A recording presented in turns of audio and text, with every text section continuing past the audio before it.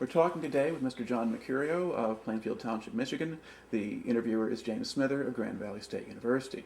Mr. Mercurio, why don't you begin by telling us a little bit about your background? Where did you grow up and what did your family do?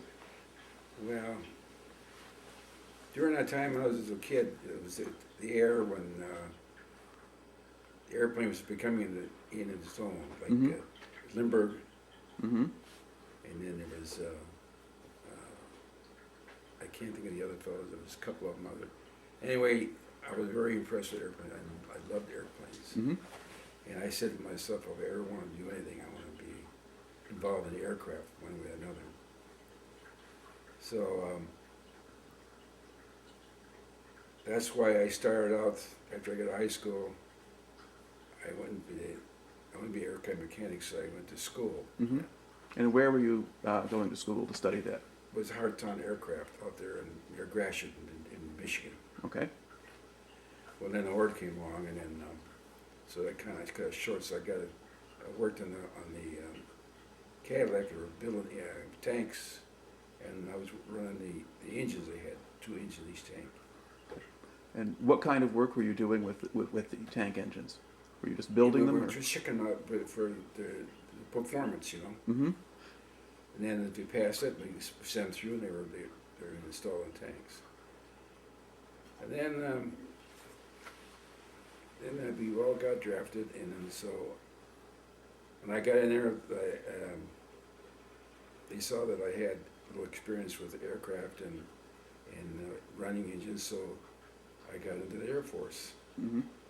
And it's just right down my line because I worked right into it.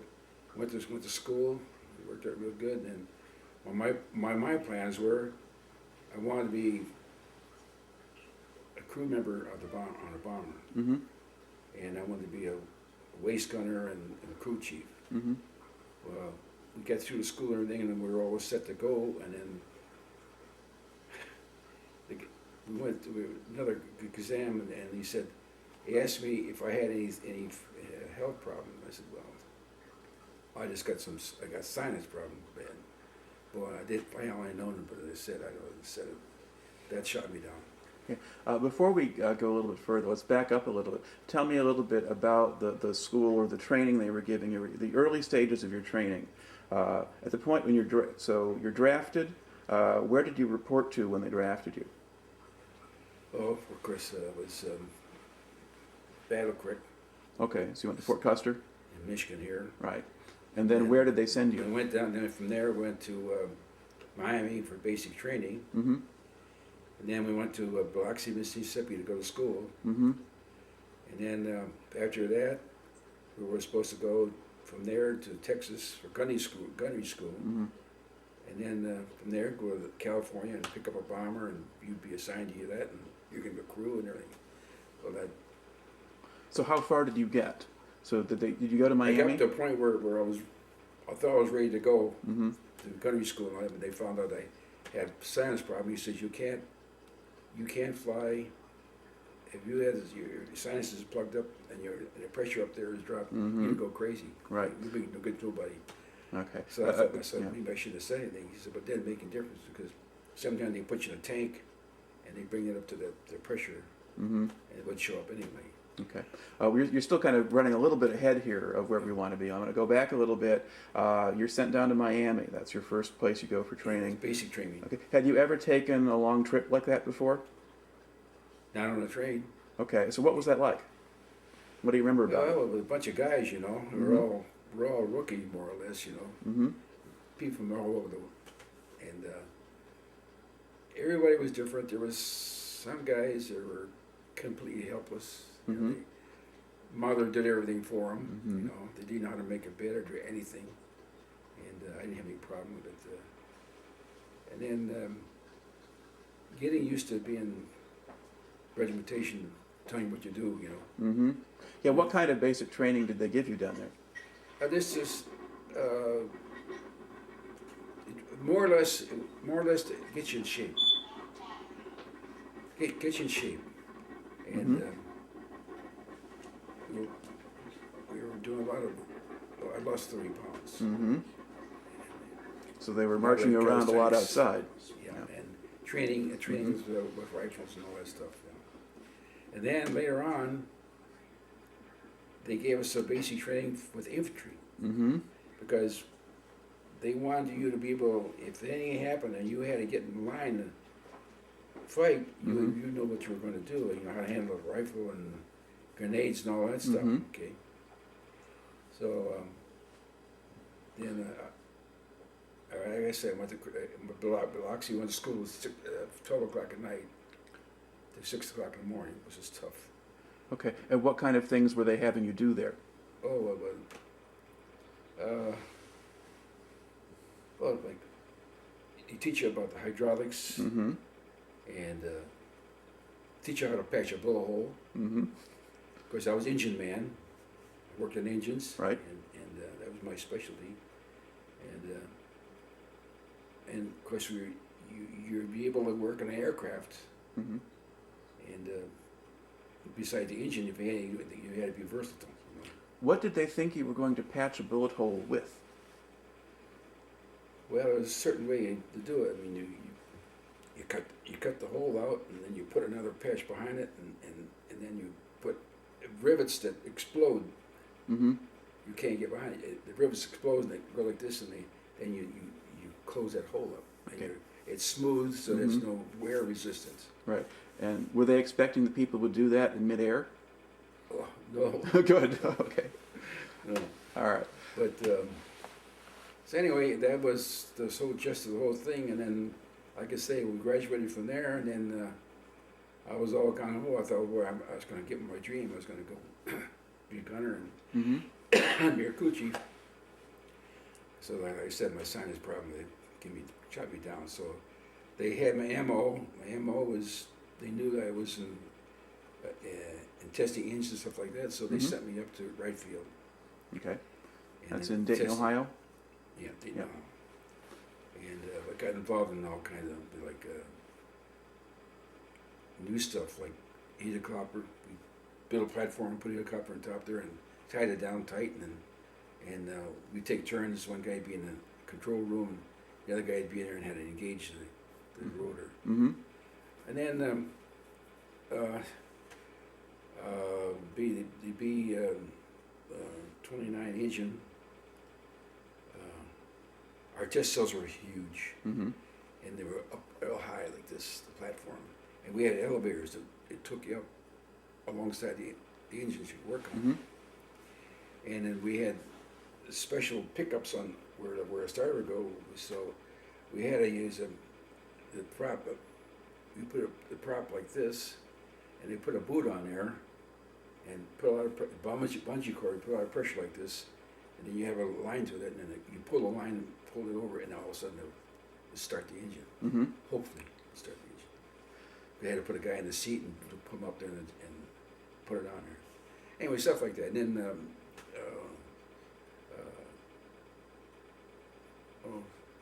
Well, about how long were you based at Wright Air Force Base?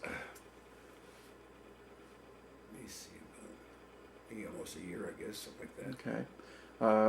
Tell us a little bit more about the helicopter work. Had you ever seen or heard of a helicopter before? And what did you think of it when you first saw one? Well, it was pretty neat, but the only thing is, they had a 7-cylinder radial engine like this. They had a gearbox like this, and then up like this, in very, very, very tight quarters. Try to work on it, you had a heck of a time. But it was something new we never had before. And how well were they working when you were working on them? Pardon? And was the machine actually working properly when you were working with it, or were they still trying to figure it out? Well, we was testing it to see the endurance and how that. We had a problem with cooling that engine. It's a radial engine. It was fins. We had feed-out tubes. Put little tubes all over the place, and check the air, the passing of the cylinders, and try to get the best cooling problem we could get. That's one of the really main reasons for it. But then we're experimenting with a inline engine. Only put it up like this, and the oil pan, well, the oil was down here, and pump it up, and that was to rotate. That was something, a new version of it, you know. Mm-hmm. That was kind of the deal, but oh no, I got involved in everything. I got involved in. They had these planes of observation flight. They were small airplanes, Mm-hmm. like you see everything. We were testing a little engine to see for that too, but that didn't last that long. But anyway, I got involved in.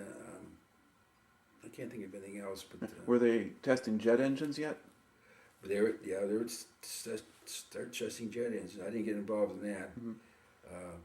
They only got to test those in the daytime because it makes so damn much noise. The people were squawking in the night.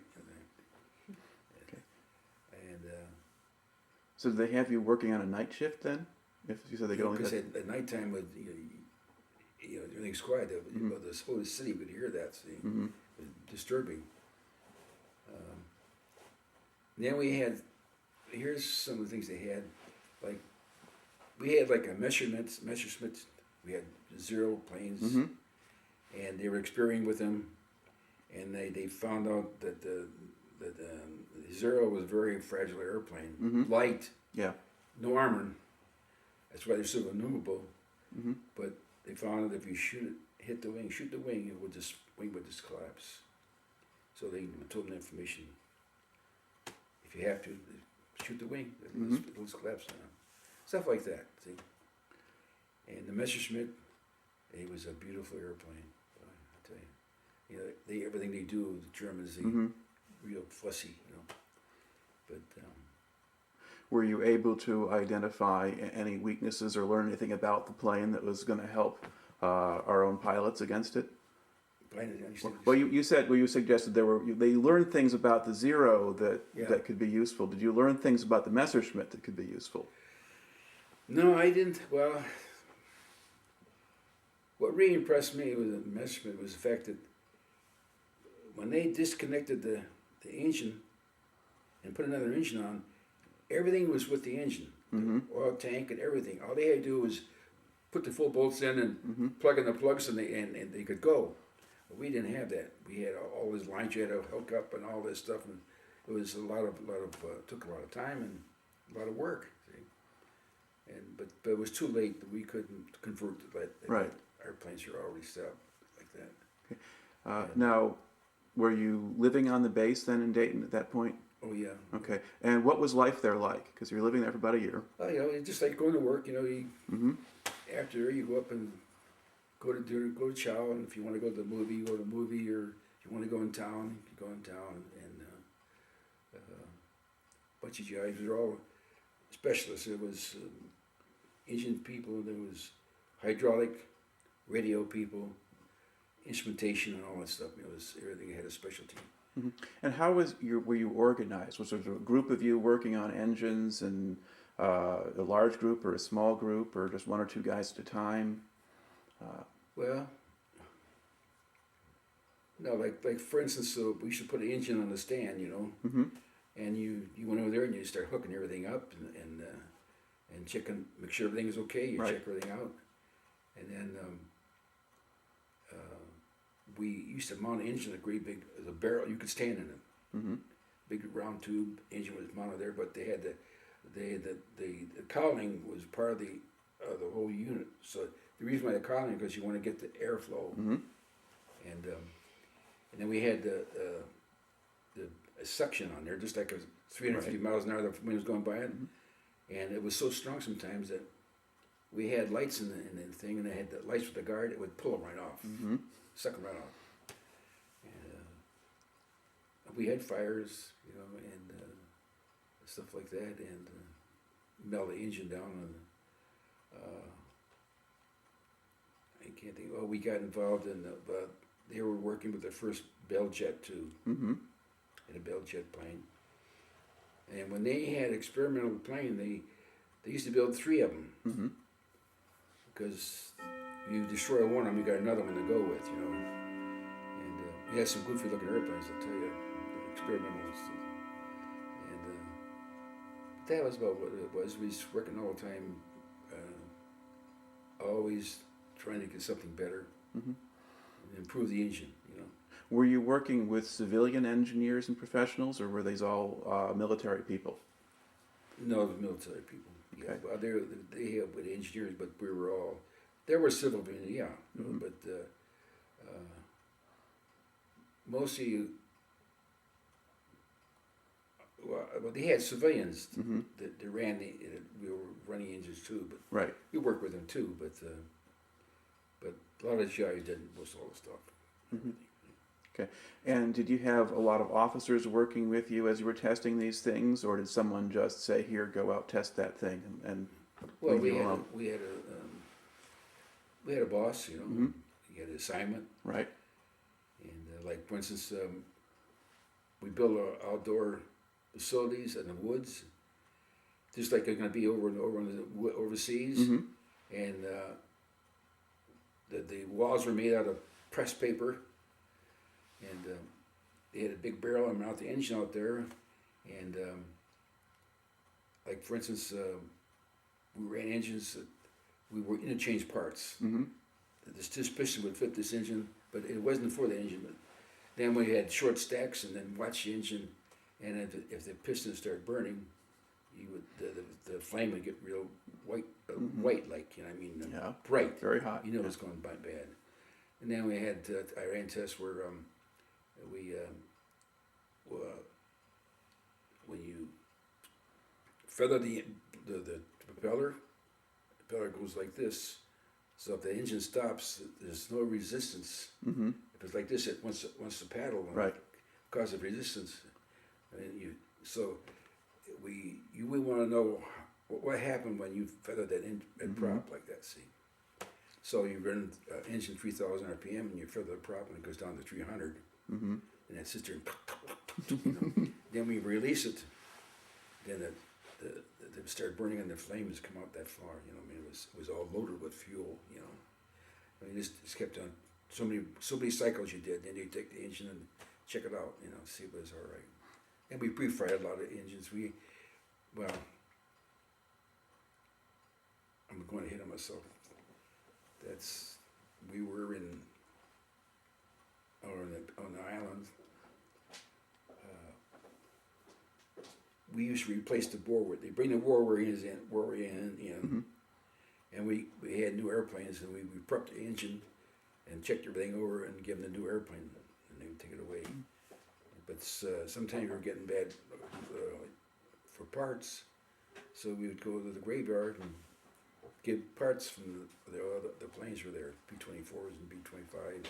Okay. Now is that sort of out on Biak when you're there that you're doing that kind of thing, or were you doing this kind of thing? You know, were you doing this kind of thing? Was that on the island, or was that okay? That was an island. Okay. Well, let's going to go back a little bit more here to the base in Ohio again. Was there a lot of secrecy surrounding what you were doing? What kind of precautions did they take, or what did they tell you? Just so you know, just keep your mouth shut. Mm-hmm. People would ask me what I do. I wouldn't tell them what I was doing. Mm-hmm. I'm a mechanic, you know, and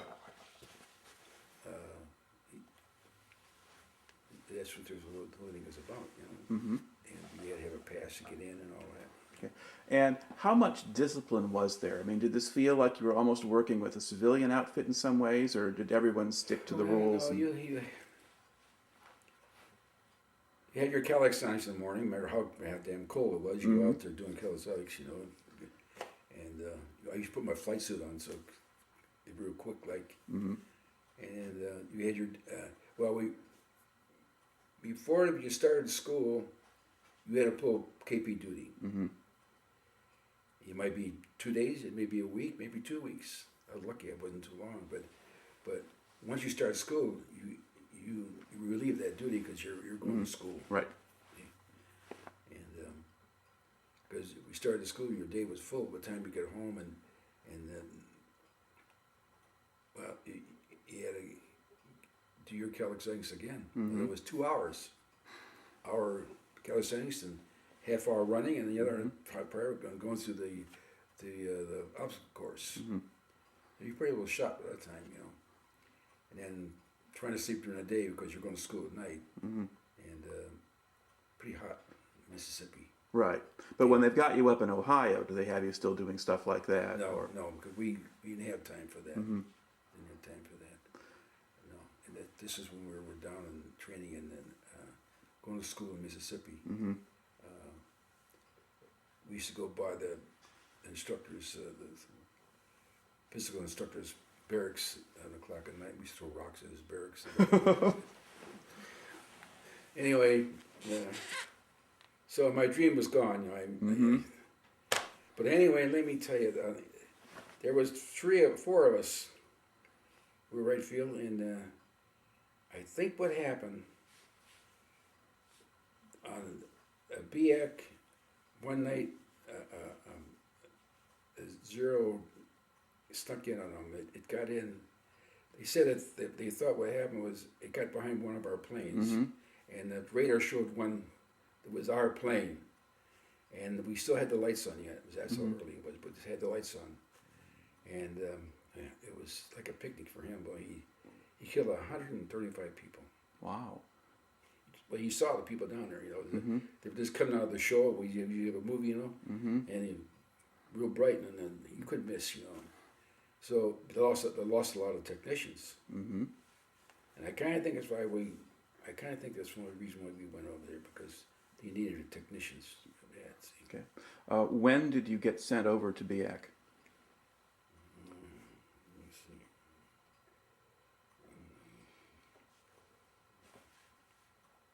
It was in 45. Okay, sort of the very beginning of the year, or? No, I can't remember. Yeah, it was beginning of the year. But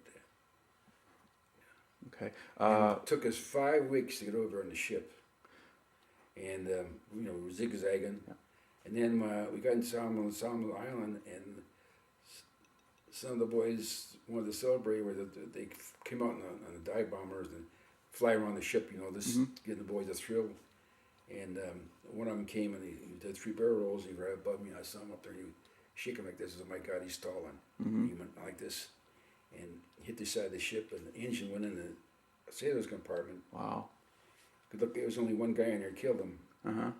And when the plane hit, the wings hit, and it burst open the fuel tanks, and all the fuel sprayed up on the deck.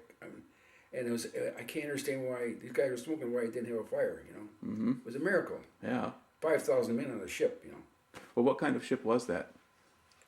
It was an Avenger dive bomber. What kind of ship were you on? Was it a? Oh, it was USS Eberly. Is that a troop And transport? it's a brand new ship, and you can see the way it was made. It was really made for a luxury liner, because they had the stairways like this, Right. 5,000 men on there, and I was down the third hole all the time, below the water line, and got down to Salmon Islands. It was so hot, you could hardly breathe, And then they started giving us atropine tablets for malaria. for the mosquito. Yeah, malaria. Yeah. And I used to make me sick. Mm-hmm. It used to make me throw up. I couldn't. It was a drug, Right. And I went to the medical, and the doctor said to me, "Oh, it's just all in your mind." I said, "Okay, okay." I didn't take them anymore. That's all.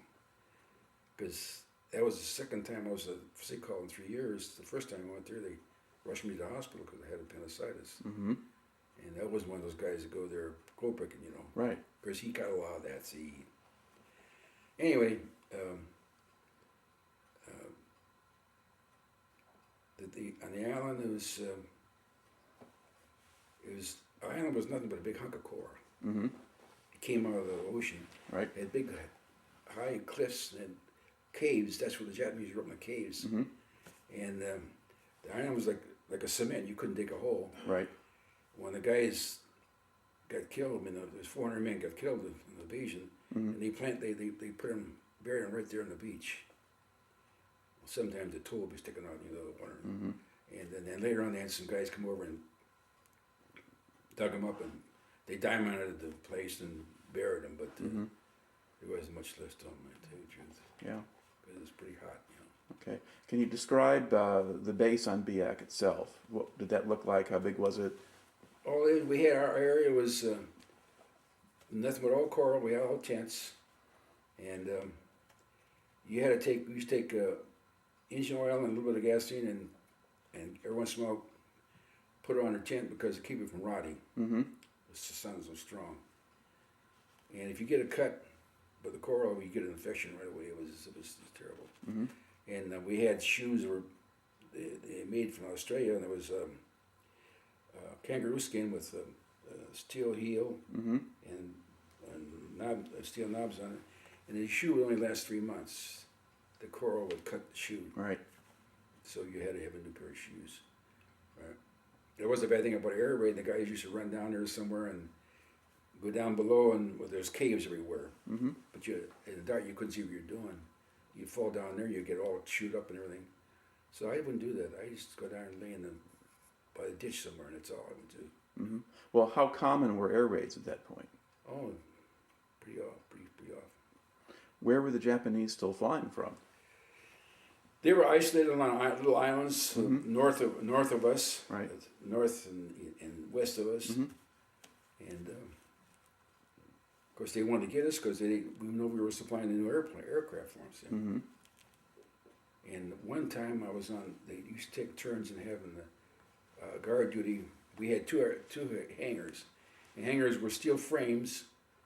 They were big enough to put 2 bombers in there. That's how big they were. Mm-hmm. And they had canvas on top of it. And then there was one night I was on guard duty, and then I had another guy.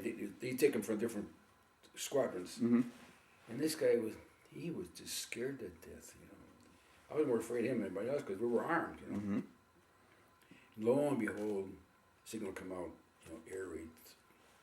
And this guy went berserk and he took off. I never did see him again, Mm-hmm. He deserted his post, that's what he did. And if I said, if you'd come back here, I'm going to shoot him. Guy didn't know he was going to be a Jap or not. We had some Japanese on there too. It was isolated. From the war. So there were still some of the original Japanese defenders on the island? That's what they said, yeah. They said they used to try to get into the mess hall. Mm-hmm.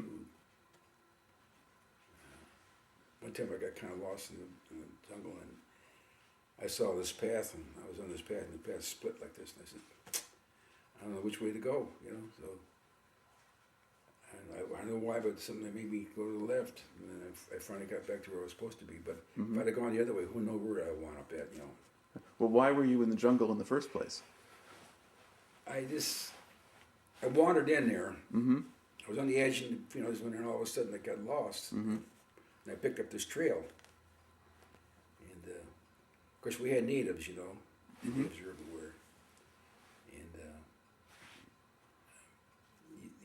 the old fellow come out of the jungle with a big bowl knife and had 3 or 4 girls with him behind him carrying everything, Mm-hmm. That's what he did. But they were all over the place. They weren't supposed to come down by our area there because they went down there. They tried to sell us little boats they used to make out of, and the woods is a lot of balsam trees. Mm-hmm. And we had a 6-man tent and they had a single pole. And we had one fellow, his name was Wainwright. His uncle was General Wainwright, was captured by the Germans. I mean the Japanese. Japanese, yeah. And he wouldn't put his mosquito net down. Not so much for mosquitoes, but for the rats. See? Mm-hmm. The rats are going to crush your chest. He'd wake up and scream, and one night he had a bowl knife and he was swinging around, and he cut that center pole. So we took his boil knife away from him. And we went and got went in the jungles and cut, like a timber like this, 10 feet long, and didn't weigh nothing. Made a frame, put it across there, and took the pole and put it in. So we had a nice clean area there. It made more room for us too. Mm-hmm. But the tent, if you didn't watch it, it would just rot away on you. Now, did it rain a lot too? Oh, yeah. It was raining every morning at 7 o'clock. Raining like hell. And by the time you walk down, so we stopped raining, you walk down to the airfield, the coral would soak it right up. And we had huge caves. The drinking water was wonderful. Mm-hmm. And then the tide would go out about a mile, and it was all white sand, and there would be springs bubbling up everywhere, like that. Mm-hmm. You get a drink. And there was great big bomb craters, and eventually the springs would would push the salt water out and fill that in with fresh water. Mm-hmm. And you were swimming, you jump in there and wash the salt off you. And it was really, the water was wonderful. And the Philippines was terrible. Philippines was awful. Tell us a little bit more about Biak. What kind of work or assignments did you have when you were stationed on Biak? Well, our job was we a new bomber. We prepped a bomber for being used in the tropics. Mm-hmm. So what do you have to do for that? Well, they had like heaters in the guns, you know. Mm-hmm. You need those. Yeah. And they had heaters. They had stoves to, like, in case you were somewhere and you needed heat. Took those out too. And of course, we tuned the engine and stuff like that. And I was working on B-25 one time. We replaced the wing, and that was one heck of a job.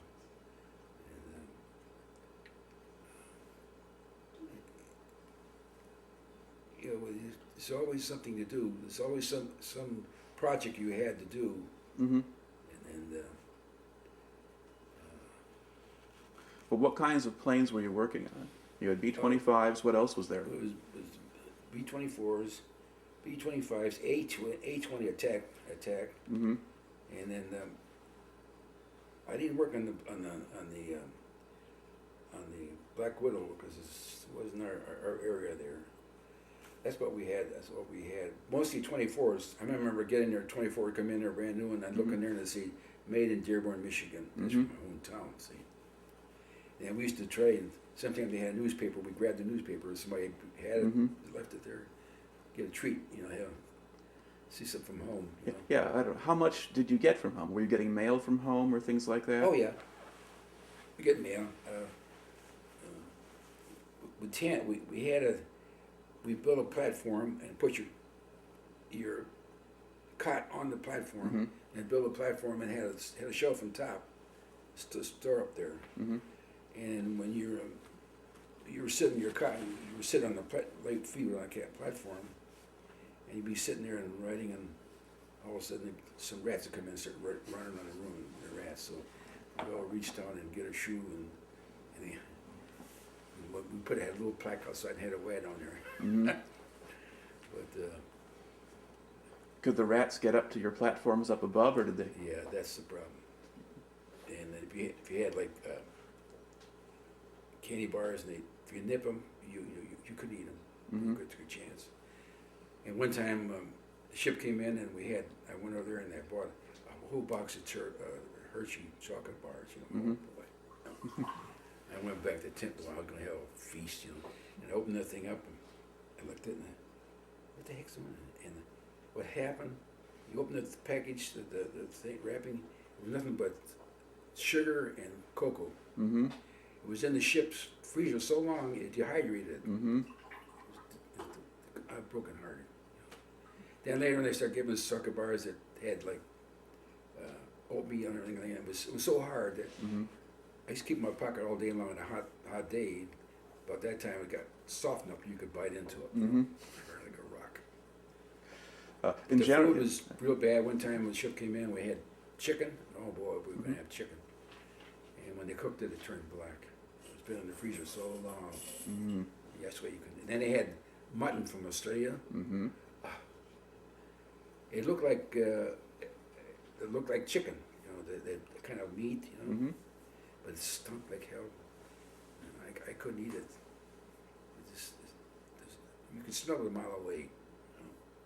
Nothing but old gold, I guess. Yeah. Yeah. And, Did the natives on the island try to sell food to the people in the camp, or? you know, they try to come in and sell us things. They used to make little boats, stuff like that. But they didn't want to discourage it because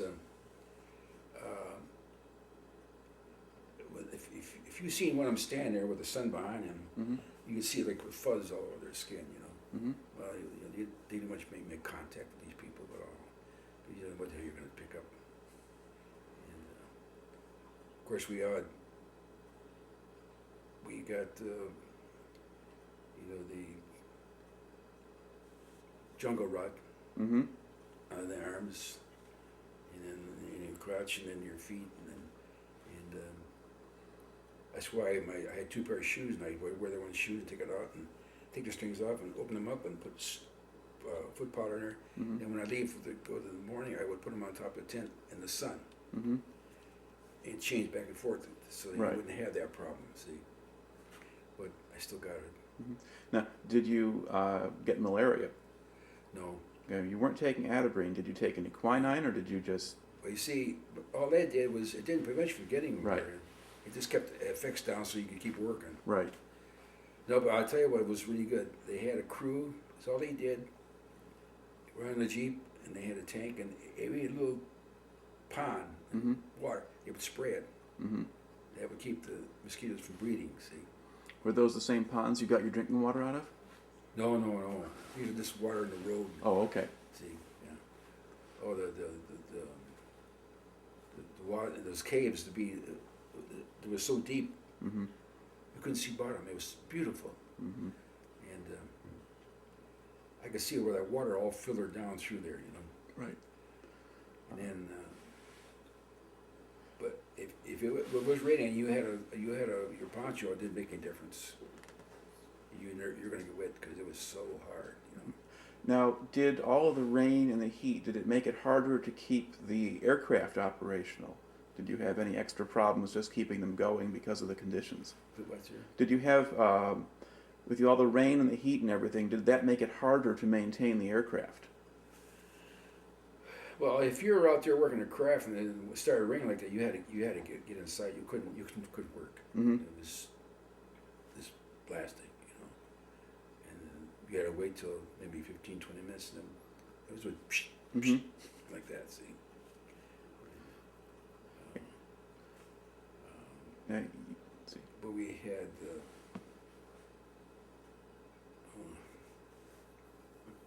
We used to go down to the beach, and the beach was loaded with everything: ammunition, tanks, even aircraft that crashed, the engine landed on the beach. Mm-hmm. There was aerial bombs stuck in the sand that went off. There was 5-inch naval shells that never went off and bounced and landed on the beach. There was grenades, and there was you had to be careful because you get yourself killed. Mm-hmm. Didn't touch anything. I saw a cave. There was a Japanese machine gun in there, but I wouldn't go in there because who knows? Yeah. You know, wasn't safe. You can find enough ammunition to start a war, but it's loaded with it. That's the way it is, you know. Mm-hmm. And, but then there was these huge caves, and the Japanese had like a hospital in the cave. Mm-hmm. They had tiers, and of course all their equipment was there, you know. So the Americans just leave it there, and okay, so but did you get to go in and look around in it and see what was there? You could see that there was ammunition for the aircraft and aircraft ammunition. There was gas masks and all kinds of stuff like that. But you don't dare touch too much stuff. Mm-hmm. And the Japanese had the tennis shoes, and the toe was separate Mm-hmm. because you used to having the Yeah. well, the toe was stuck out like this, so they made a tennis shoe, so they had to separate from the rest of the shoe like that. They were laying all over the place. They killed a lot of Japanese when they invaded the island. Mhm. About 2,000 of them. And, Now, about how long were you based there? um, Where were you when the war ended? I was there. You were still in Biak. Yeah, Because you I was- mentioned. We were getting ready to turn the lights out that one night, and then the guy Mhm. came on and said that the Japanese surrendered. And then, then every gun on the island was going off. Guys were celebrating. Mhm. Even the Australian aircraft guns were shooting up in the air and everything. Guys were throwing nitro starch, quarter-pound nitro starch around like firecrackers. Mm-hmm. I said to myself, boy, it's a good thing we don't have booze. If these guys had been drunk, and somebody would have got killed. Yeah. You Now, know? had you heard anything about the dropping of the atomic bomb before the surrender? Pardon? Had you heard of anything about the dropping of the atomic bomb on Hiroshima or any of that stuff? You know, we were there. We learned about it. We didn't know anything about it. Mhm. You know, I mean, we figured what's going to happen. This thing's supposed to be like it poisoned the whole area. How are they gonna live there? You know. Right. And it was kind of scary in a way, you know. And of course, it shortened the war for us. But then after the war ended, a month later, I was in Japan. Mm-hmm. I was in I was stationed between Yokohama and Tokyo. Okay. And what were you doing there? Well, what happened? We really went there to it was a staging area to send people back home. Mm-hmm. But we didn't have any aircraft or anything like that. We didn't know what to do. So let's join the motor pool. Mm-hmm. The reason why I joined the motor pool because we took a couple of good vehicles and put them in the repair pool. That was our personal Right. vehicles. LGIs are. And then, but the people didn't love us. Mm-hmm. You didn't, at nighttime, you didn't dare go into town unless you had at least 3 guys together. Mm-hmm. Because they used to find some guys floating in the canal over there. Him by himself, they'd kill him. And Yokohama was flat. Nothing there. Mm-hmm. Tokyo was pretty be up. But the only thing they didn't touch was the Royal Palace. You know, they didn't touch that. And then they didn't touch some of the area district there too. But stores downtown were all beat up too. You know? Mm-hmm. And the people were having a hard time. Did you have any Japanese people working with you or working for you? We had 2 boys. I say boys. They look like boys.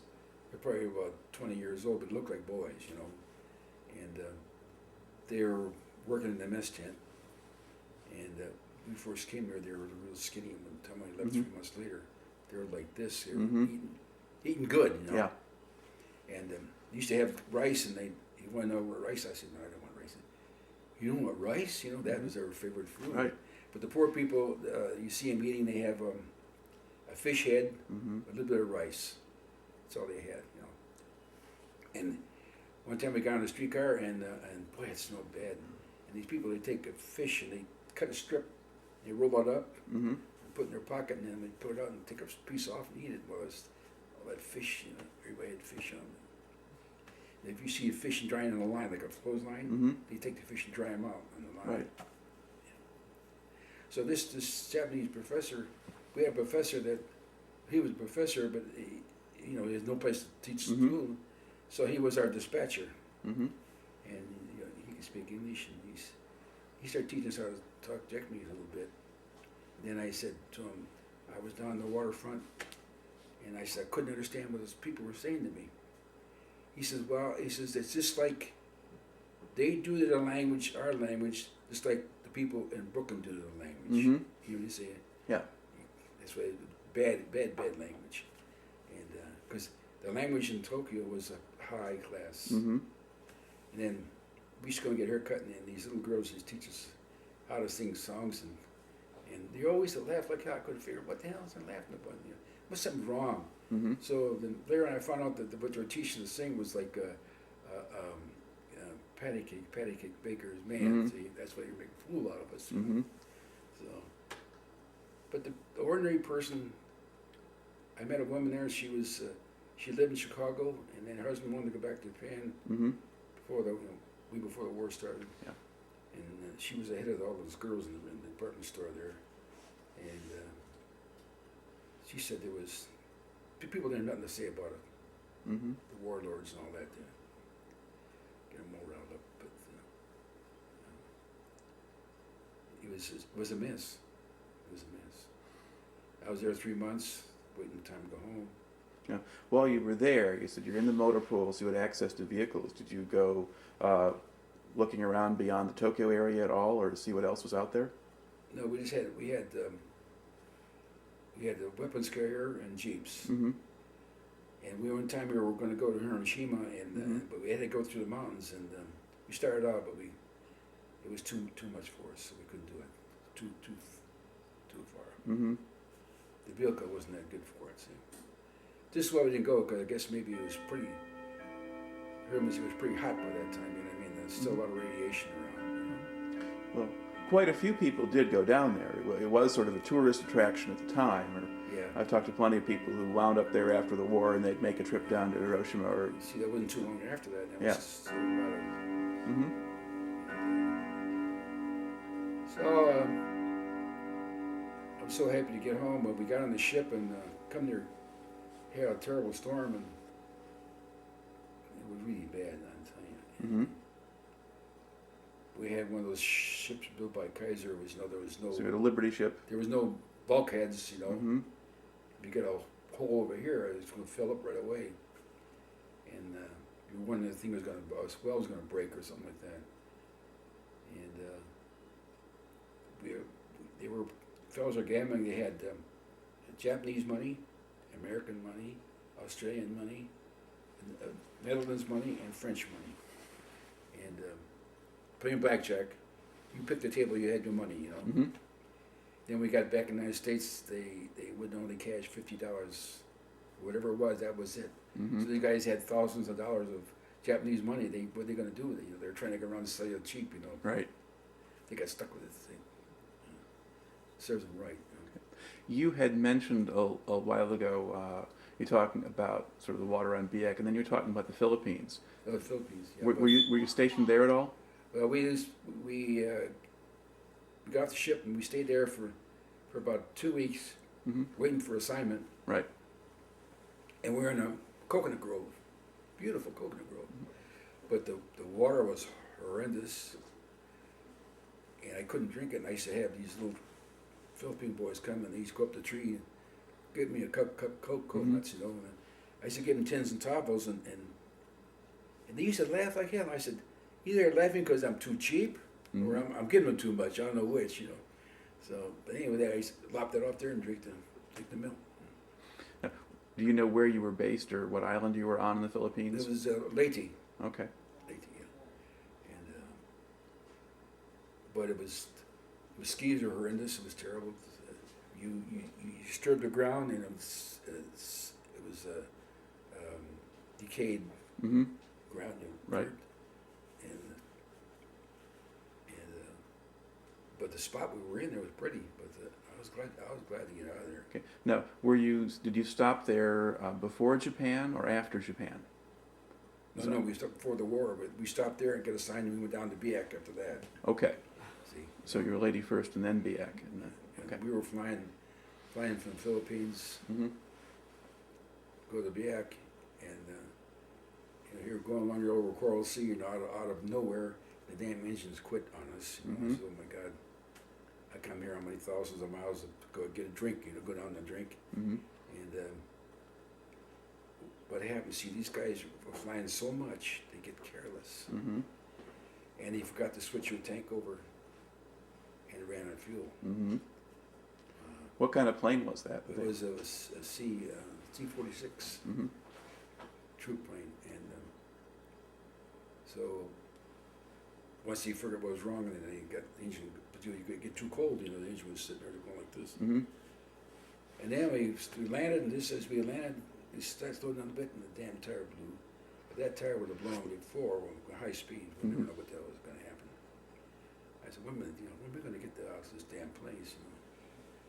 But we had like a plane that crashed, and when you put these locks on the airlines on your, you know, Mm-hmm. so that the wind wouldn't make the controls go like this. You Right. know, you put a lock in there and it had a spring on it. It was a board about that long, like that wide, 2 boards, and it like this, and it had a red trail on it, long trail, a trailer to show you that was there. Mm-hmm.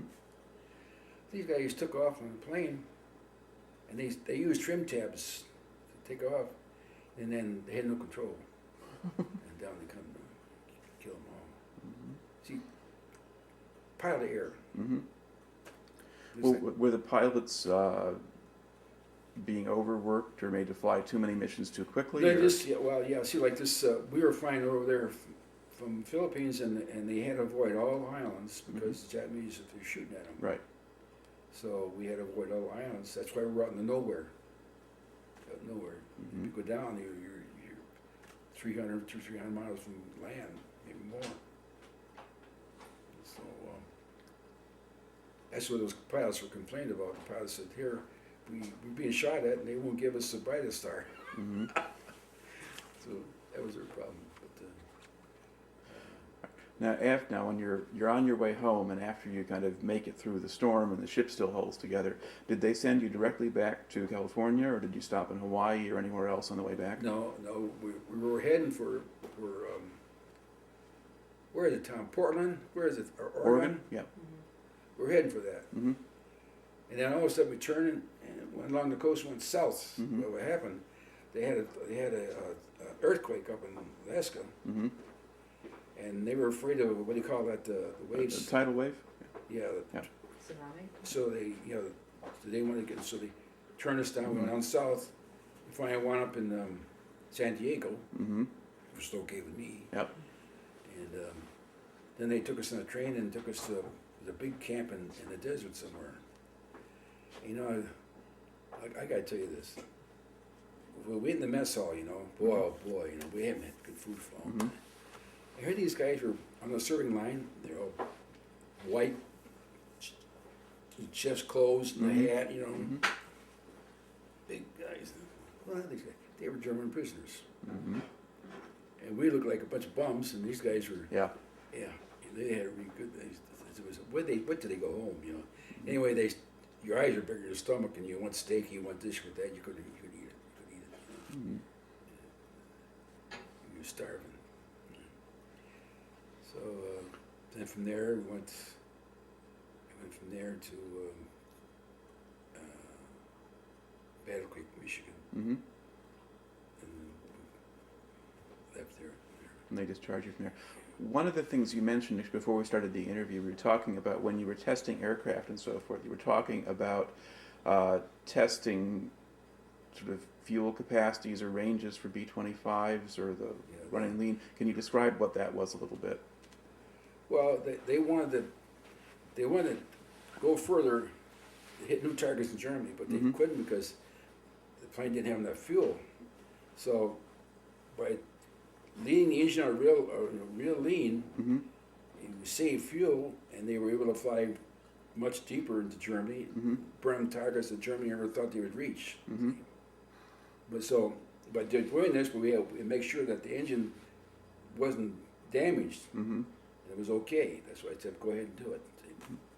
Yeah. And what kind of aircraft was that for? 25. The B-25. 25. Okay. Now, once you get back home and you're discharged, what did you do next? There wasn't much going on because everybody hadn't changed over to the Mm-hmm. civilian stuff. It was Right. all air.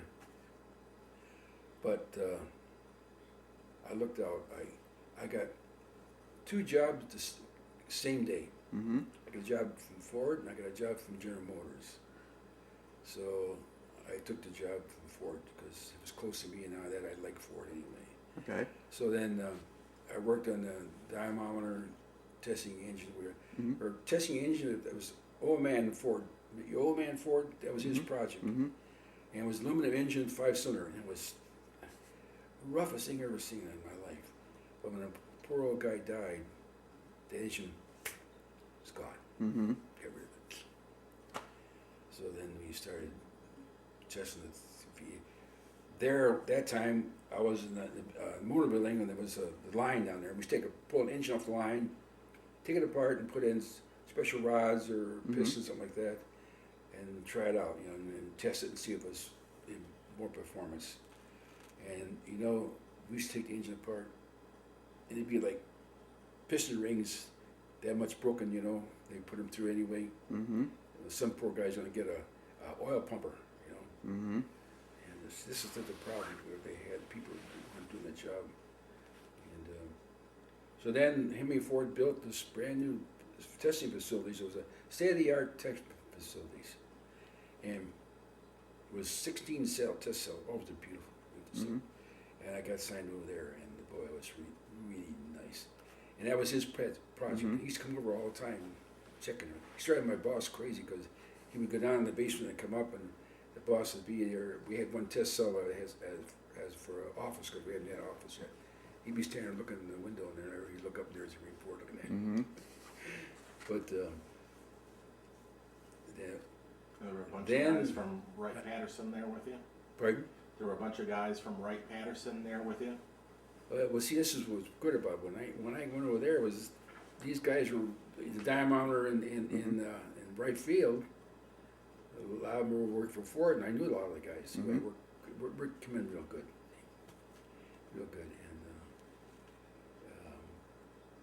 and then Ford got interested in auto racing. Mm-hmm.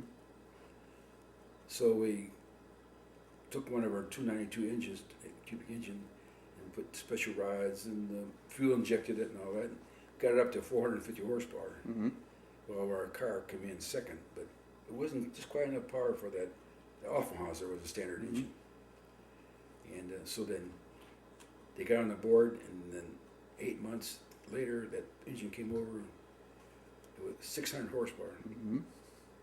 And you would, if you ran a gasoline at 600 horsepower, if you ran with nitro alcohol, you get another 50 horsepower. But you had to burn more fuel to get it, and that meant pitting. Mm-hmm. Pit stop Right. was dangerous. So you hit somebody hits you, or your engine stalls, Mm-hmm. or you might have a fire. You know, all that. That's dangerous. So Floyd came over there and he was bitching. And he wanted more power, more power. So that's what he did. He opened up the jets, ran alcohol, Mm-hmm. but it meant he had to stop a lot of times. You say, So we won that race, and then from then on, everybody wanted that engine, and Ford kind of like monopolized it. Then he wanted to get rid of it. He wanted to get out of it. mm-hmm. So Ford got in there with, they called it Ford Coswell engine, and that was the standard range engine from then on. And then he got involved with over in Europe, and all these Ferraris and all those. Mhm. They have a race in the town, you know. Mhm. So he decided, I'm going to try that. So he set his engine up in a test cell 17D, and the two rear wheels were diameters, and they found out how many turns they had to make, how much sharp they were, and we had the thing set up so that to put the brakes on and turn and tune the engine, you know. And he had 3 cars, and they came in first, second, and third. Mm-hmm. He beat the hell out of them, you know. 'Cause they were race people that were supposed to be famous for that, you know. Okay. No. Who was your driver then?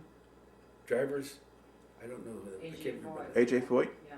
No, it was somebody Not else. over in the Grand Prix. Oh. Not in the Grand Prix. Oh, But he won an Indy. Okay. But basically, so you're just doing this for Ford, and you had people in Ford cars Yes, that went well, 1, 2, 3. They were mostly people who were specialized in that type of driving. Right. See, like, you know. Okay, the Formula Just a- One racers. Just a and- loop, that's yeah, all it yeah. was. Or the- Just there making turns and this Mhm. and that. Anyway, he was so happy to come back, and he gave us credit. He said that the race was running in test cell 17D, Mhm. so you know it made you feel good, you know. But he made one mistake. He married one of those beautiful Italian girls over there. You know, they wanted Mhm. the money. He made a mistake there, but he got rid of her pretty soon. So was this the one of Henry Ford's sons then? Or? That was Henry Ford II. Okay. Yeah. All right. He was a nice guy, but he didn't. He was always in competition with Chrysler and Mhm. General Motors. And we got into mission work, and the government was involved in mission work, and they wanted to clean up the air. So they always were checking on all the data and everything. They wanted to know how we were doing, and they caught Ford engineers cheating on the figures. Well, they got in the papers, and Ford went ballistic, and that was bad for him Mm-hmm. because of the other guys. He come over there and he walked in the area there, and there was a phone right there by on the wall, and he tore the phone right off the wall. Okay, I have to stop here because that. Okay. You were talking about working at Ford and some of the competition between the different firms, and you mentioned that some of the engineers or some of the people working were caught basically Yeah. selling trade secrets. Was that it? Yeah, and like I say, Ford made him look bad for this other company, Mhm. the Chrysler and General Motors. That really got him. And he went in that department over there, and there was a phone right by the Mhm. door on the wall, and he tore the phone off the wall. And I went over there a week later, it was empty. Mhm. Everybody was gone. Got rid of everybody. Got all new people. Mm-hmm. And he always was very competitive because they were a smaller company. You know? Mm-hmm. And he was already ready for new ideas. And this. But mission work was very, very difficult Mm-hmm. because it was contrary to all good engineering. Mm-hmm.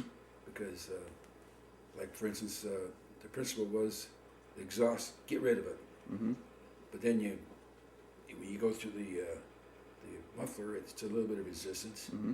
But when they put a catalyst Right. on there, it was we were running like 15 inches of mercury pressure. Mm-hmm.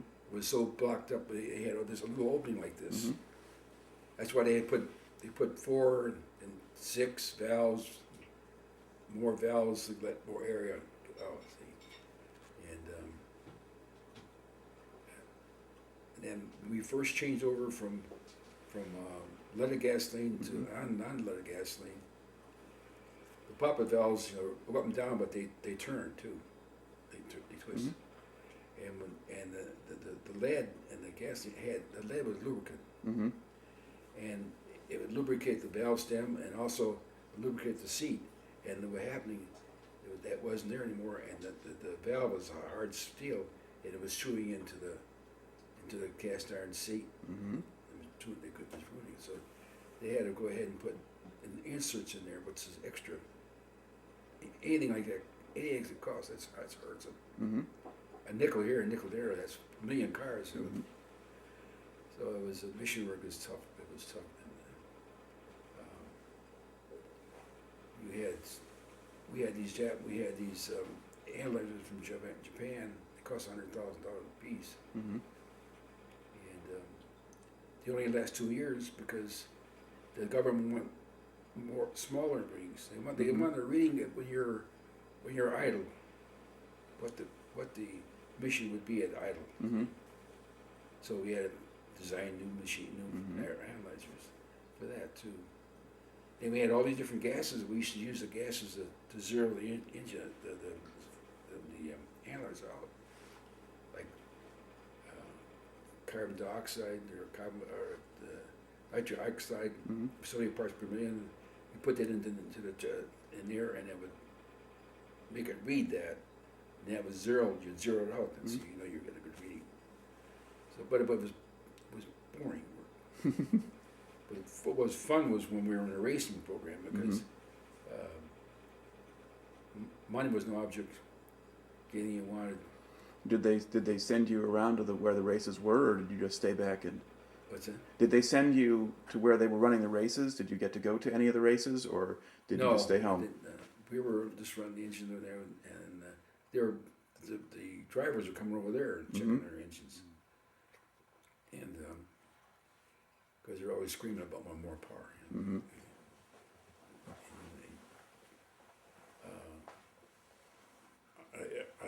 I tell you, I was so lucky. I loved my job. Mm-hmm. I loved my job, and it was always something different.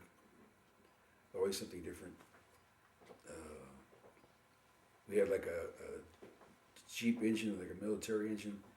We built a great big tank, and we fixed that engine so we could immerse it in the water, and be running in the water. As long as the fresh air up and exhaust out of the water, it's like you go in the river, and stuff like that. It's always something different. Okay. How would you say overall your time in the military affected your life, or the kind of career you had, or anything else? Well, how it affected me was the fact that I got a lot of experience Mm-hmm. working in engines and testing that really helped me in the future. See, Mm-hmm. it was like a training program for me. Right. I was lucky that I didn't have all those poor guys that had to go out and fight and everything, but they wanted people like us. Yeah. They had to have us, but yet at the same time they gave us infantry training in case we had Mm-hmm. to do it, see, which was a good thing. Mm-hmm. Good thing. Okay. You gotta know what you're doing. Well, let's go back. Let's go all the way back to the beginning here. Tell me a little bit more about your own family. I mean, when you were growing up, what did your family do when you were growing up?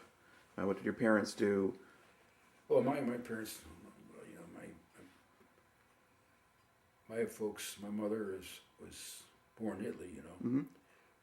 but she's only 6 years old when she came over here. She's more like Americanized, you know what I mean? Right. And my father, my father used to be in the Navy, Italian Navy, and we had our business, a store, you know. Mm-hmm. And my sister was educated; she was the bookkeeper and all that. And Mm-hmm. lived in the small town of Richmond, and then things got getting bad there, so they all moved to Detroit, and they started a wholesale business, which took right off. Mm-hmm. Real good business. What were they? What kind of wholesale It was goods? all, unless I sold nothing but bananas. Mhm. Bananas. Used to sell like 15 cars of three-wheel cars of bananas a week. Mm-hmm. Of course, then things changed because then the A&P used to sell the bananas to them. They in turn turned around and got their own warehouse and their own. You know, we had 15 rooms that you put the bananas in the rooms in the stock, Mm-hmm. and you could either make them ripe. If I say your grocery say like I want the bananas for Saturday, but I want them yellow. Mm-hmm. So you go in there and squirt gas in the room, Mm-hmm. and then the green bananas would turn yellow, but they weren't ripe inside though. Mm-hmm. See? And that's the name of the game, you know, stuff like that. Because I was just a kid, my folks, you know, typical. They make their own wine. We have wine cooking all the time. Made beer and made root beer for the kids. Mm-hmm. And every once in a while at nighttime, you hear a boom, boom, and then something blew up in this fruit cellar. Mm-hmm. It was either a beer or can of tomatoes or something like that. You know what I mean? I was kind of afraid to go in there. But we were good. We were lucky. During the Depression, we had our own business and we were pretty good. Now, did the family want you to be in the business? No, they never mentioned that because they knew that I was very mechanically minded. You know, Mhm. they knew I wasn't going to be satisfied with that. You know, my brother did. Mm-hmm.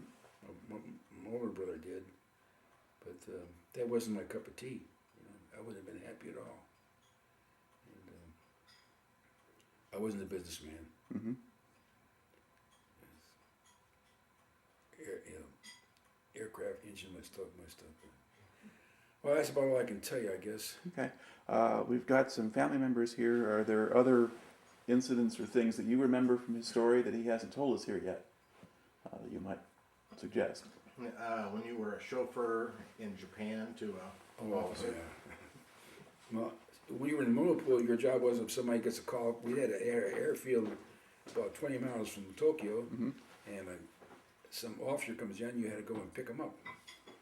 I got a call, and I go in the Jeep, and it was nighttime. It was worst time to be trying to run by yourself in the nighttime. Mm-hmm. Somebody shoot you. So anyway, he picked this guy up, this major, and then he took me, and he said, "Come on, John," he says, "go in this hotel," and in the hotel, and he went to this room, and there was a whole bunch of Australian officers, and of course they had booze all over the place, you know. And they wanted to go down and eat, but I couldn't go with them because I wasn't an officer. So Right. They gave me, shaved me, and give me an Australian uniform, and of course they were feeding me this booze, and I wasn't used to it, Mm-hmm. and I got drunk in a hoot owl, and I woke up in the morning, so somebody was waking me, it was the major. I was in this room by myself in a cot, and so he says, "Come on, John," and he went in the room there with the guys who were all sleeping, and he started picking all these bottles of booze up and brought with us. And he took me to a resort up in the mountains, probably was a resort for the Japanese people, you know, the people that had the money. Right. And he says, you go around the back. He says, there's a back in there. There's a you go there and they'll wait on you. So it was like a booth with, and these Japanese come and they had bacon, eggs, the whole. That was really great, you know. And then they finally got him back to the base, and the guys were worried about me because I didn't show up that night. Mm-hmm. You know, knew I was out. That was bad news, you know. But then he come sniffing around for me, and 2 days later on, I told the guy, tell them I'm not here. Mm-hmm. But I don't want to get involved with him again because I never knew how I was going to be. Mm-hmm. So it was just kind of fun, you know. I went with the Australian uniform. I mean, Now, when you were on Biak, you had mentioned Australians there. Did you have much contact with the Australian crews or the people there? oh, once no, but the Australians they were flying Spitfires and Bullfighters, and I didn't get quite over there. It was it was quite a ways, and then but they were a crazy bunch of guys. They come back in there flying, they land real fast and hot, and their planes would be full of holes. You know, they scraped the Japanese. You know, they see what our people were. The Right. P-30s come in there, come out like crazy. You know, you had to be crazy to be a pilot. To tell the truth, you know, daredevil. And but the ones I liked was the P-38s. I just loved that airplane. Really nice. Then we had, then we had the, like I say, pilot air. We had a plane to take off, T-46 full of troops, and this guy, it bounced. And he figured he bounced, and then he put the switch, and he came back down the bounce again, and then the wheels were up and slid on the runway. Look, and then it went up the side, and all the guys got out, and the plane caught on fire and burned up completely. But it was pilot air. Mm-hmm. See, if the plane was empty, he would have got away with it. But when being loaded like it was, he should have waited. He should have waited. And then I seen planes come in with the engines on fire. They come in real slow to try to don't want to disturb anything. And then as soon as the plane hit the ground, these guys all jump out. Right. Get rid of it. Get out of there. And when you go down across the runway, it's like crossing the street. You had to look this up there, and you look up here. Because they're coming in, you don't want to be in their way because they couldn't stop. Right. And, Okay. but it was all coral, Mm-hmm. and you had to have sunglasses continuously because if you did, you get like snowblind Mm-hmm. reflection. The coral was like reflecting, and at nighttime when the moon was out, our runways you didn't need landing lights. It was just like white strips. So the coral's all bleached out, so it's all white and there's You no know, color. beautiful, Yeah. beautiful, yeah. And but the nights, the moon was it was gorgeous. But good to pay. There wasn't someplace else. Yeah, how about your story about your appendectomy? What the surgeon said to you? We'll never forget that. Well, I went. I had a pain right here. Mm-hmm. So and then during the night it went down and down. It got down to here. So I said I better go to. I never been to sick hall, so I went to the sick hall and I told this doctor how I'm feeling. Okay, he says he took my pants down. He took a safety pin and scraped it along here. Like, oh, they got right here. Oh man, he just pulled in. He says you got acute appendicitis. He got all excited because I guess he had all those gold pickers all the time. He never had a good case, So he sent me over to Wright Passing, and I went in there and I was sitting in a hallway and all these guys were going by me. Where you guys going? We're going to go eat. I said, what are you having? We're going to have steak and this and that. And you are? And I haven't had anything to eat since that night before, so I feeling pretty good by that time. So I went out and had steak and pie and a whole bit, I come back and then they start prepping me for this operation. And the doctor said, when's the last time you eat? I says, just someone. Oh my God. He says, wow, I hope we got to go. So anyway, the appendix was about that long. It was pretty bad. Ugh. So. But what was the famous line that we always hear about? He said to you when you laid out on the table. What was the famous line that you? They were examining. I was laying on the table, and the doctor was standing by the door, and he says, "You're a perfect specimen." Fine specimen man. I was young and basically trained. I was trim, Good thing. Throws But that you know out what once in a happened? while. After the operation, I guess due to the fact that I was eating everything, I went in like a state of shock. Oh, And kind of that. yeah. And the nurse was yelling and complaining about these things are worse than having major operations. He was complaining. I was the one who was sick, Mm-hmm. So they put me up on my head down like this for a whole week. I was like that, getting bad headaches. And then before I left, doctor made me down touch my toes. I said, I'm going to split open. He said, no, you're not, you know. So I was on leave for 2 weeks. Took good care of me, though. Now, while you were based in Ohio, did you get to go home at all? Oh, yeah, I used to go home. Sometimes it's hitchhike, you know. Sometimes I never hardly got there because the people would pick me up and want me to go. But one time I picked up with 2 girls. They were college students in Bowling Green. Mm-hmm. They wanted me to go to, they're going to have a dance when I go to college. I told them, I'd like to, but I said, you know, I knew I was going to go and see, but I said, it might be the last time I get a chance to see my folks. Mm-hmm. So I refused them, you know. They were real nice to me. People were real good about picking up the soldier up. Mm-hmm. One time I got picked up by this, there was a car and this old man sitting in the front, and he scooted over and let me sit next to him. And then when he got to his home, it was a big place, he said to this guy, he says, I want you to take him in town and buy him a steak dinner and take him out in a good spot so he can get another ride. Mm-hmm. So I said to the guy later, I said, who is that guy? He said, he's the president of Sun Oil Company. Mm-hmm. So he went out there and bought me a steak and everything and took me out where I get a good ride and come home. See?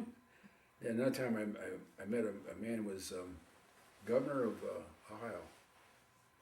And he and his wife took me to this bar and we had a drink. So the wife didn't want to get out of there. He said, you know, didn't want to be seen in a place like that. But Mm-hmm. he said, that's all right, it's all right. He said, it's all right. And he got me feeling pretty good. And he took me on the train Mm-hmm. and put my ticket on the window shade. And I went to sleep, you know, and I had to worry about the guy just took my ticket. Mm-hmm. And he wanted me to see me and his daughter, but who knows? You must have been a fine specimen of a man then. What his daughter looked like, I don't know. The Italian stallion. Yeah. I have never heard that story, Dad. That's a new one. Huh? The governor of Ohio. Yeah. Oh, you meet all kinds of nice people. Mm-hmm. I met one guy, he had old Essex, and he almost drove me crazy. He was one of those guys that put his foot down on the gas and it let up. Mm-hmm. Down, let up, you know. And he was burning a hell of a lot of gas by doing that, Mm-hmm. you know. But it was nice people. One time I got picked up by a taxi and this woman, and it was grandma and his daughter was her. The daughter was Mm-hmm. about maybe 12 years old. And they were smiling all over the place. They picked me, you know, give me a ride. Mm-hmm. And they went to home, and then the taxi driver says, come on, he says, I'll take you someplace where you can get a good ride. He said, it was nice that people do that, you know. Mhm. Meet all kinds of people. Okay. But a lot of GIs, you know. Now, the bad place was when we were in Biloxi. Mm-hmm. It was like 10,000 people there, but it was Mhm. 100,000 soldiers, Mm-hmm. and they just took over, you know. Took over. Talk about the rifle range real quick. Huh?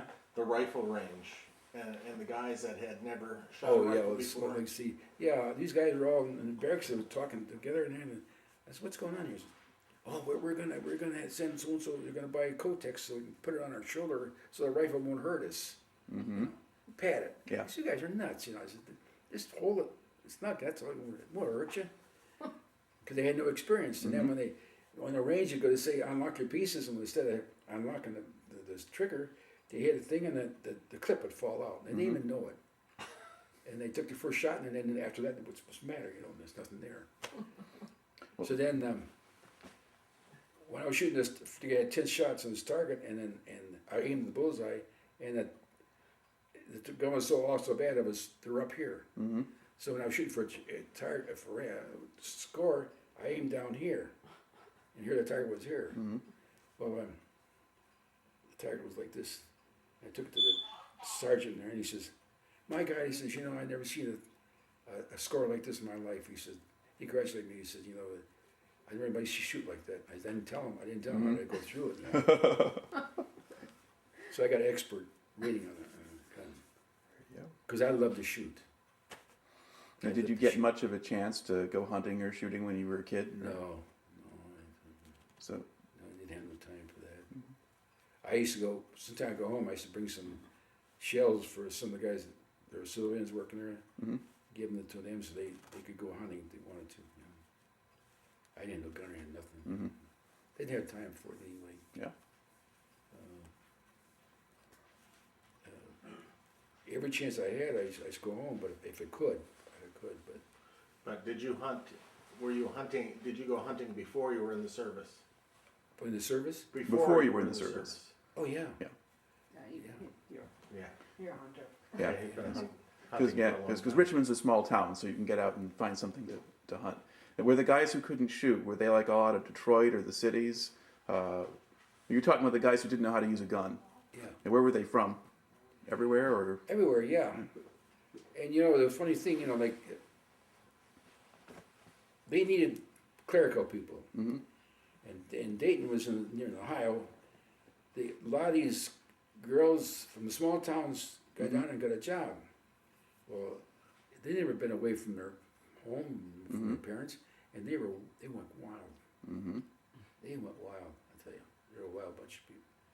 And the first thing I had a chance to do, they wanted to do, you know. I gotta say, most of the guys, the only one guy I didn't like when I went overseas, I was so glad when he got rid of him. He was from New York, he was from Brooklyn, and he was bucking for a Section 8. Mm-hmm. He used to put bars of soap on his arm to hold him like this, you know, his tissue would go up and all that, and the bar push would go up. And he finally got it. Mm-hmm. When he was going to leave, and I was so glad he was gone because he was a troublemaker. Mm-hmm. And I said to myself, he don't know it, but who's going to hire a guy that on his record's got a Section 8? Man, you know, he's Yeah. got screws. He didn't know that. He didn't realize that. But he was no good. He was no good. Okay. The rest of the fellas are real good guys. I don't think he made you understand, and when he was 3, they moved to Detroit from Richmond. Mm-hmm. So he's been Right, mostly right. Okay, that's the right. Detroit area, yeah. All right. Yeah. Well, Well, that's it. I think that's really pretty good. Thank you I very don't much for know talking if- to us. This is a guy rambling along, you know what I mean? You'd be surprised. I've heard more rambling than that. Let's see, actually, my